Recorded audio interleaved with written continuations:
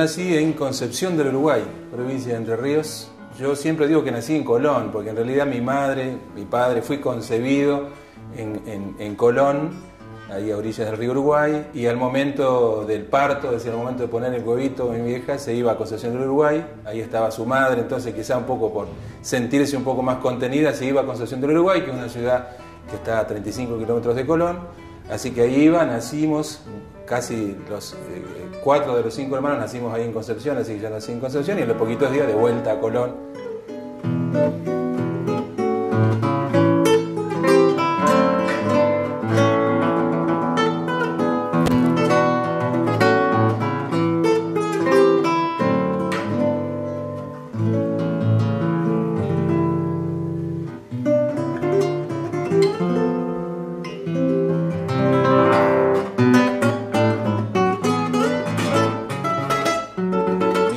Está a 300 metros del río Uruguay, así que la relación con el río es una relación entrañable. Haber nacido al lado de este río que es tan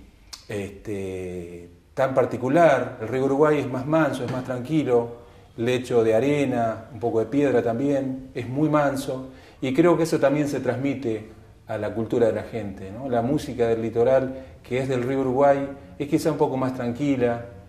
como el río, ¿no? Fui criado en una familia donde la poesía y la música transcurrió prácticamente en la vida cotidiana.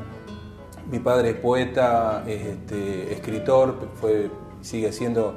escritor y en algún momento ejerció mucho el periodismo, y sobre todo el periodismo cultural, y por esas cosas de la vida siempre muy relacionado a la canción, es decir, las amistades que frecuentaban en mi casa eran siempre vinculadas al mundo de la música. Entonces recuerdo de chiquito de tener 5 o 6 años en el patio de mi casa, que es un patio que está cubierto por una serie de enredaderas, entre ellas el famoso mburucuyá, el paraguayo, que es el más bonito, que tiene una flor preciosa. En ese patio recuerdo así de chiquito estar sintiendo, escuchando instrumentos y voces entrañables como la de Aníbal Zampayo con su arpa, en algún momento Eduardo Falú,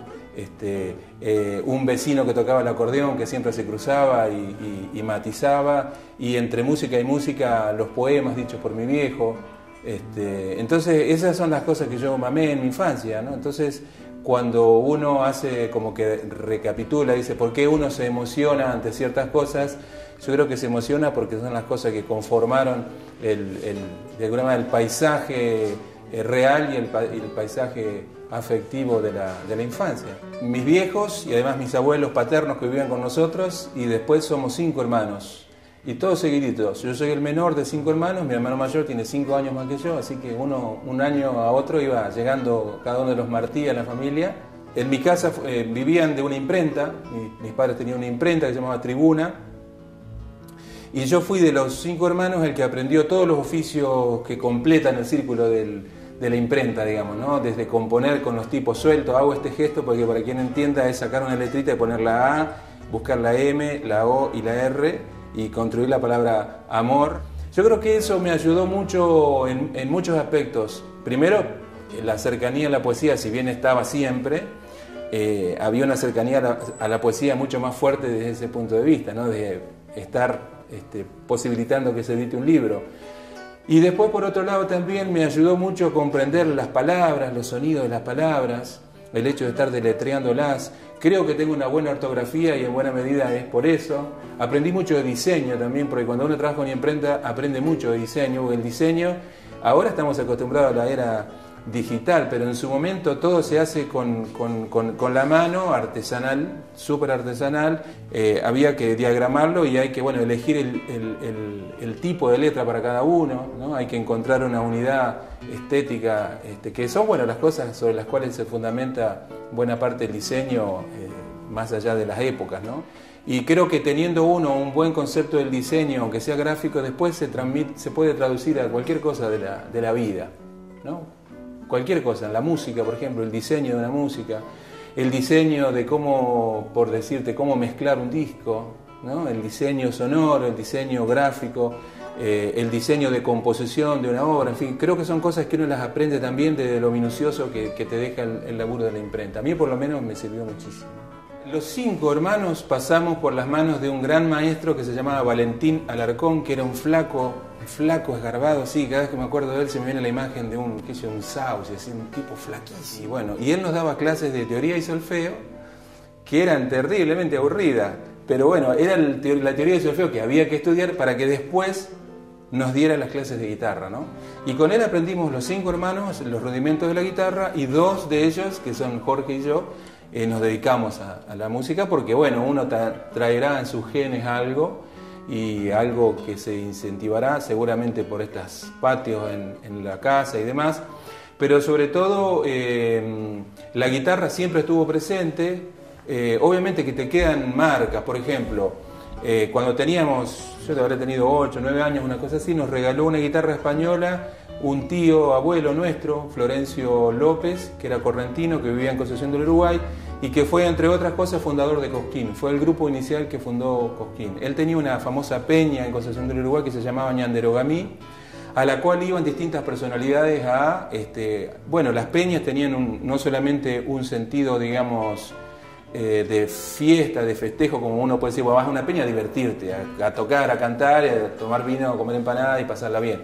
Las peñas originalmente tenían también un sentido pedagógico muy fuerte, ahí se aprendía, en las peñas se aprendía a bailar, se aprendía a tocar, a cantar, y lo que hizo don Florencio fue invitar a tipos que en la década del 50 y sobre todo en el 60 eran figuras relevantes, ¿no? Entonces, bueno, pasaban Atahualpa Yupanqui, Eduardo Falú, Mercedes Sosa, los Chanchaleros, en fin, bueno, todas las personas, Jaime Dávalo, son los que me acuerdo un poco que pasaron por ahí. Y en una de esas andanzas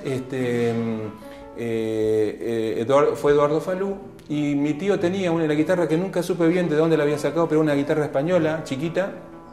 digo, de tiro un poquito más corto, era muy linda, no era una gran guitarra, pero era española, y eso le daba, bueno, tener una guitarra española era poco menos que estar bendecido por el mundo guitarrístico universal, más o menos. Entonces, bueno, tocábamos los 5 hermanos en esa guitarra española, y una vuelta que fue Eduardo Falú, la tocó, y por esas cosas, esos accidentes, podemos decir, tocó con un saco y con el botón del saco la rayó. Entonces, cuando nos le regala la guitarra, el tío, nos regala la guitarra española y además nos dice, este rayón lo hizo Eduardo Falú, lo cual le dio, te imaginás, un valor todavía adicional, porque cada amigo que venía, siempre, hasta ahora que por ahí la encuentro, le digo, mirá, este es un rayón que le hizo Eduardo Falú. Y después, ya más en el secundario, es decir, yo me decidí, digamos, a la música como un modo de vida, como profesión, como quieras llamarle, en tercer año de la secundaria. Entonces, a partir de ahí, teniendo 16 años más o menos, empecé a estudiar con la ventaja de que mi hermano mayor, Jorge, ya estaba estudiando, él también había decidido estudiar música en la Universidad Nacional del Litoral, en Santa Fe. Entonces, cada vez que él iba a Colón, de Santa Fe a Colón, me pasaba cosas, digamos, como para ir metiéndome más. Bueno, después ya me fui a estudiar a Santa Fe, tuve un gran maestro que es Walter Einze, un maestro, digamos, en todo sentido. El zurdo Martínez, Miguel Martínez también, si él no fue un maestro en la universidad, sí lo fue por fuera de la universidad, y yo creo, siempre digo que han sido los dos grandes maestros que yo tuve en la música y en la guitarra. Con el tema de la composición para guitarra sola me pasa algo raro, digo, si va en el término, que es que en cierto momento en mi vida musical yo empecé tocando solo, es decir, yo fui a estudiar en el año 79 y en octubre del año 79, es decir, no tenía ni siquiera un año de estudios universitarios, y ya hice mi primer concierto, y a partir de ahí toqué un montón, hasta que en cierto momento empecé a tocar con otro. Empecé a tocar con un flautista y con un guitarrista, era un dúo de guitarra, después un dúo de guitarra y flauta, y después armamos un trío. Y bueno, cuando pasó eso, me llamó poderosamente la atención compartir la música con otro, y prácticamente no toqué más solo. Es más, casi nunca toco solo, te estoy hablando del año 80 más o menos, o sea, hace un montonazo, ¿viste? Entonces,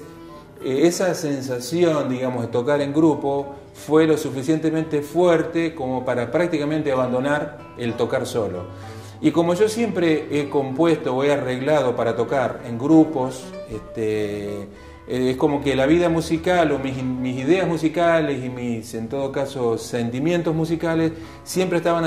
asociados a proyectos grupales, o de dúos, de tríos, de cuarteto, distintos grupos que formé, que tuve la suerte, bueno, dirigir e integrar el grupo de Aníbal Zampayo en el 85, integrar el grupo Maíz a partir del 86, bueno, después en el 86, principio del 87 ya conformar el dúo En la música y en la vida con Betty Plana y conformar nuestro dúo. Bueno, todos proyectos, digamos, que siempre fueron chiquitos o grandes, pero todos grupos al fin, me hicieron abandonar la cuestión, no abandonar, sino no dedicarme a componer o a tocar la guitarra solo.